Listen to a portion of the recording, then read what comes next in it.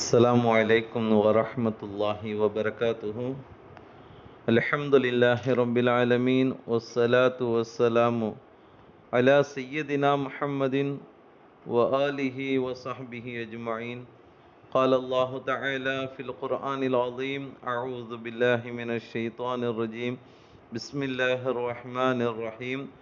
خلق الإنسان من عجل. صدق الله العلي العظيم. சர்வ புகழும் புகழ்ச்சியும் நீ உலகை படைத்து பரிபாலித்து கொண்டிருக்கக்கூடிய எல்லாமல்ல அல்லாஹ்விற்கே. எல்லாமல்ல அல்லாஹ் ரப்புல் ஆலமீன் மேற்காணக்கூடிய திருமறை வசனத்தின் மூலமாக மனிதனுடைய அந்த குணங்கள் எப்படி படைக்கப்பட்டுள்ளது என்பது சார்ந்த ஒரு விஷயத்தை அல்லாஹ் தஆலா இவ்வாறு குறிப்பிட்டு காட்டுவான். ஹுலிகல் இன்சானு மின் அஜ்ல். மனிதன் அவசர குணத்துடன் படைக்கப்பட்டுள்ளான் என்கின்ற ஒரு செய்தியை அல்லாஹு தஆலா குறிப்பிட்டு காட்டுகின்றான். அன்பானவர்களே, இன்றைய நவயுகத்தில் எங்கும் எதிலும் அவசர கோலம் காணப்படுவதை நாம் என்ன செய்கிறோம், அன்றாட நம்ம பார்க்குறோம். அதனால் விளையக்கூடிய பாதிப்புகளுக்கும் குறைவில்லை அப்படிங்கிறதையும் நம்ம பார்க்குறோம். ஏன்னா வீதியில் செல்லக்கூடிய பாதசாரிகளும் வாகனங்களில் செல்லக்கூடிய மனிதர்களும் குறிப்பிட்ட இலக்கை வேகமாக சென்றடைந்து விட வேண்டும் அப்படிங்கிற ஒரு நோக்கத்தில்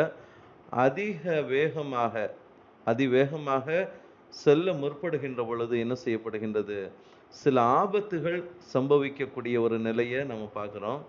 இதை உணர்த்துவதற்கான சில ஊர்திகளின் பின்பகுதியில் இவ்வாறு எழுதியிருப்பாங்க: பதறினால் சிதறி விடுவாய் என்றெல்லாம் என்ன செய்யப்பட்டிருக்கும், எழுதப்பட்டிருக்கும். ஆனால் வாழ்க்கைங்கிற பிரச்சனையில் அவசர முடிவெடுக்கக்கூடிய சிலர்கள் தங்களையே மாய்த்து கொள்ளக்கூடிய ஒரு நிலைகளையும் நாம் என்ன செய்கிறோம், பார்க்குறோம். அந்த வகையில் தேர்வில் தோல்வி அடைந்து விட்டால் அந்த மனிதனுடைய நிலைப்பாடுகள், காதலில் தோல்வியுற்று விட்டால் அந்த மனிதன் எண்ணக்கூடிய எண்ணம், வறுமை சூழ்ந்ததால் வாழ்வில் தோல்வியுற்றதாக கருதக்கூடிய மனிதர்கள், இப்படிப்பட்ட மனிதர்களுடைய பட்டியல் நீண்டு கொண்டே போகும். ஆனால் நபிகள் நாயகம் ஸல்லல்லாஹு அலைஹி வஸல்லம் அவங்க இப்படிப்பட்ட அவசர புத்தியுடைய ஒரு மனிதரை பற்றி அழகான முறையில் குறிப்பிட்டு காட்டுவாங்க. இவ்வாறு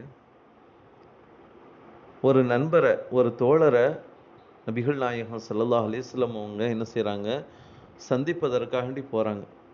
அங்கே போனால் அந்த மனிதர், அந்த தோழர் ரொம்ப நோயினால் பாதிக்கப்பட்டு ரொம்பவும் உடல் நலம் கடுமையான முறையில் பாதிக்கப்பட்ட நிலைமையில் இருக்கிறாங்க.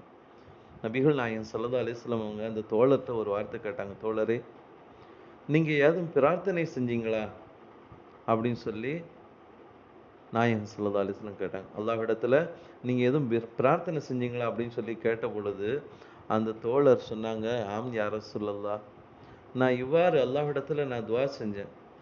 யா அல்லாஹ், மறுமையில் நீ எனக்கு வேதனை தர இருந்தால், எனக்கு நாளை மறுமையில் வேதனை தரவிருந்தால் அவற்றை இந்த உலகத்திலேயே எனக்கு சேர்த்து தந்து விடுவாயாக அப்படின்னு சொல்லி நான் என்ன செஞ்சேன், அல்லாஹ்விடத்தில் பிரார்த்தனை புரிந்தேன் என்பதாக அந்த தோழர் என்ன செஞ்சாங்க, பதில் அளித்தாங்க. அது கேட்ட நபிகள் நாயகம் ஸல்லல்லாஹு அலைஹி வஸல்லம் ரொம்ப வேதனைப்பட்டவங்களாங்க.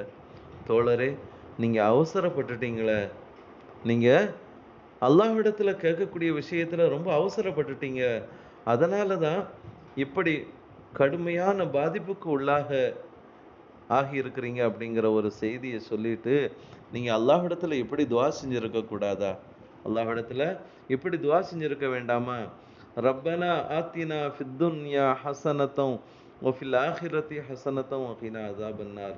யா அல்லாஹ், எனக்கு இம்மையிலும் மறுமையிலும் நல்லதை, நற்பாக்கியங்களை தந்தருள்வாயாக அப்படின்னு சொல்லி நீங்கள் அல்லாஹ்விடத்தில் துவா செய்திருக்க வேண்டாமா அப்படின்னு சொல்லி என்ன செஞ்சாங்க, அண்ணலும் பெருமானார் ஸல்லல்லாஹு அலைஹி வஸல்லம் அவங்க இவ்வாறு நீங்கள் துவா செய்யுங்க, அல்லாஹ் தஆலா எல்லா விதத்திலும் உங்களுக்கு நன்மைகளையே நாளை மறுமையிலும் இம்மையிலும் நாடுவான் அப்படிங்கிற ஒரு அழகிய உபதேசத்தை என்ன செஞ்சாங்க, அந்த தோழருக்கு குறிப்பிட்டாங்க. அதன் மூலமாக ஷிஃபா அடைந்தார்கள் அப்படிங்கிற வரலாற்று குறிப்பை நம்ம பார்க்குறோம் அன்பானவர்களே. ஆக அழிவை தேடித்தரக்கூடிய அவசரம் என்பது மனிதனின் எதிரியாகும். அந்த எதிரியை அழிக்க வேண்டுமேயானால் அவன் கடுமையாக போராட வேண்டும் என்கின்ற நபிகள் நாயகம் ஸல்லல்லாஹு அலைஹி வஸல்லம் அவர்களுடைய பொன்மொழிகள் பல விதத்தில் நமக்கு என்ன செய்கின்றது, பல உபதேசங்களை தரக்கூடியதாக இருக்கின்றது அன்பானவர்களே.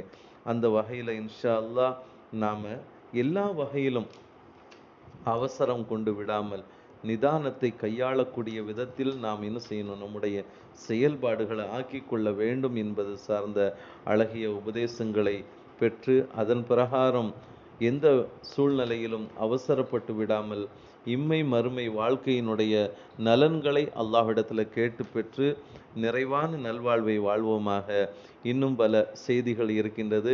இன்ஷா அல்லாஹ் நாளைய தினம் அது சார்ந்த சில சம்பவங்களை நாம் பார்ப்போம். அல்லாஹு தஆலா எல்லா விதத்திலும் அவசரப்படாமல் நிதானமான ஒரு வாழ்க்கை வாழ்வதற்கான பாக்கியத்தையும் எல்லா விதமான நன்மைகளையும் ஈருலகிலும் பெற்று வாழக்கூடிய ஒரு சிறந்த நல்வாழ்வையும் அல்லாஹ் நம் அனைவருக்கும் வழங்கிடுவானாக. ஆமீன். வாஹிர் தஅவானா அனில் அல்ஹம்துலில்லாஹி ரப்பில் ஆலமீன். அஸ்ஸலாமு அலைக்கும் வரஹ்மத்துல்லாஹி வபரகாத்துஹு.